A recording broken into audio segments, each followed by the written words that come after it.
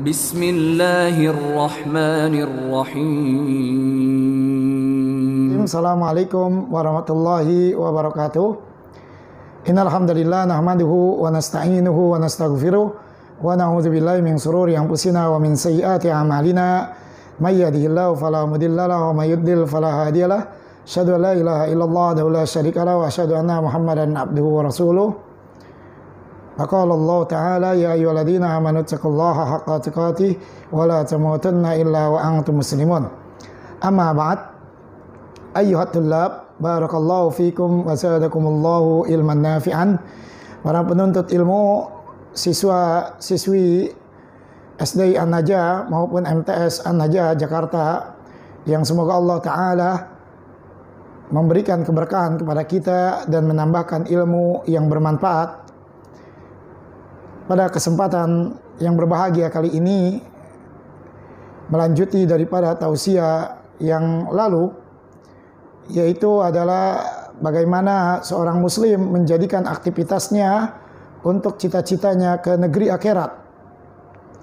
Di 2 pekan yang lalu telah kita bahas ada 2 poin. Poin pertama adalah hendaknya seorang muslim dia ikhlas di atas ilmu ketika melakukan aktivitas, baik dalam menjalani perintah Allah maupun aktivitas-aktivitas yang perbuatan mubah, boleh-boleh saja.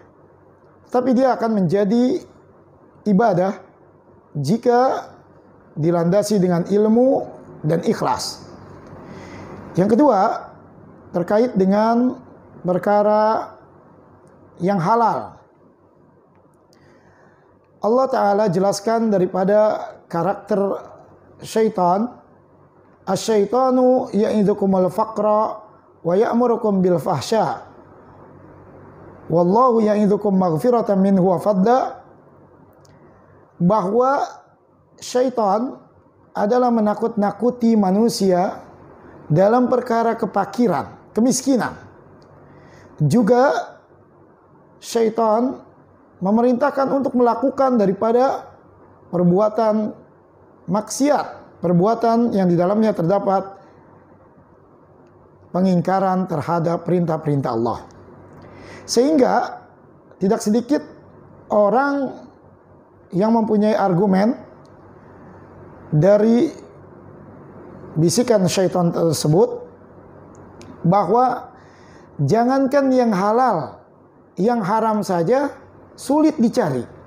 Nah, ini adalah tadi bentuk daripada karakter syaitan yang Allah Ta'ala jelaskan dalam surah Al-Baqarah, asyaitanu ya'idukumul faqra wa ya'murukum bil fahsya. Syaitan itu menakut-nakuti manusia dalam perkara kepakiran, sehingga keluarlah ucapan-ucapan yang ucapan ini adalah batil. Ya, dia mengatakan bahwa jangankan yang halal, yang haram saja sulit dicari. Ini adalah ucapan yang harus dijauhkan. Ya, karena untuk menjadikan dunia agar tercapainya cita-cita yang mutlak, yaitu negeri akhirat, cukup dengan mencari yang halal. Ini sudah kita bahas. Pada kesempatan yang berbahagia kali ini adalah poin yang ketiga. Manusia memiliki nafsu. Yang mana nafsu ini, ya, Allah Ta'ala jelaskan innan nafsa la'ammaratun bisu. Bahwa nafsu itu adalah biasanya membawa kepada perkara-perkara yang kejelekan. Sehingga turunnya Al-Quran dan hadis-hadis yang sahih adalah untuk mengarahkan nafsu agar dia tidak terbawa kepada perkara-perkara keburukan. Bayangkan, Nabi kita yang mulia menjelaskan karakter manusia. Lau kana banu adama wadiyam mimmal labatagha salisan. Seandainya keturunan Adam, yaitu manusia, kita semua, mempunyai 2 lembah harta, maka dia tidak puas dengan lembah tersebut. dia ingin memiliki lembah yang ketiga. Seseorang sudah kaya, hartanya memiliki 2 lembah, 2 gunung harta. Tapi dia tidak cukup. Dia ingin memiliki gunung yang lain untuk menjadi hartanya. Ini karakter manusia. Bahkan Rasulullah melanjutkan hadis tersebut, "Fala yamla'u jawfa bani adama illa turab." Gak ada yang bisa memenuhi daripada nafsunya tersebut kecuali tanah. Maksudnya adalah manusia itu selama dia hidup dan nafsunya dibiarkan begitu saja, maka dia akan minta ini, minta itu, dan macam-macam. Ya. Sehingga yang bisa memenuhi itu adalah hanya tanah. Maksudnya adalah dia mati dan dikubur. Sehingga Allah Ta'ala sudah ingatkan dalam surah yang mungkin kalian sudah menghafalnya. Alhaakumut takasur hatta zurtumul maqabir. Ya. Bahwa manusia itu jangan bermegah-megahan dalam perkara dunia, harta, sampai dia lagi asik-asik mencari dunia, hatta zurtumul maqabir. Masuklah dia ke lubang kubur. Nah, oleh sebab itu, ini penting bagi kalian, siswa dan siswi SD An-Najah maupun MTS An-Najah, catat ya dalam hati dan pikiran kalian bahwa jangan turuti hawa nafsu kita, tapi arahkan nafsu itu sesuai dengan perintah-perintah Allah dan sunnah Nabi kita Muhammad sallallahu alaihi wasallam. Dan insya Allah Ta'ala dengan arahan Al-Quran dan As-Sunnah, maka nafsu kita akan terbimbing. Satu contoh, misalkan sholat. Tabiat manusia nggak mau melakukan sholat, tapi paksa diri kita untuk melakukan ibadah sholat. Karena sholat itu adalah wajib. Sholat yang diwajibkan oleh Allah dalam sehari semalam ada 5 waktu. Maka nggak boleh kita, udah nanti saja. Yang melakukan sholat saja, fawailul lil musallin, dia celaka. Yang ketika alladzina hum an sholatihim sahun, alladzina hum yuraun, dia itu adalah memainkan waktunya. Nanti, tidak ada uzur sama sekali, lalu ditinggalkan begitu saja. Dia akan celaka, walaupun dia sholat. Apalagi dia meninggalkan tanpa ada uzur sama sekali. Ini sholat. Kalau mengikuti nafsu, kebanyakan manusia tidak mau melakukan sholat. Zakat pun demikian.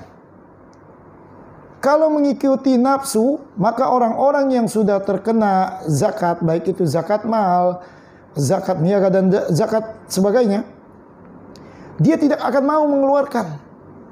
Ya, karena itu dianggap adalah hartanya. Tetapi ketika nafsunya adalah diarahkan dengan perintah Allah, maka dia tunaikan zakatnya. Haji pun demikian. Ya.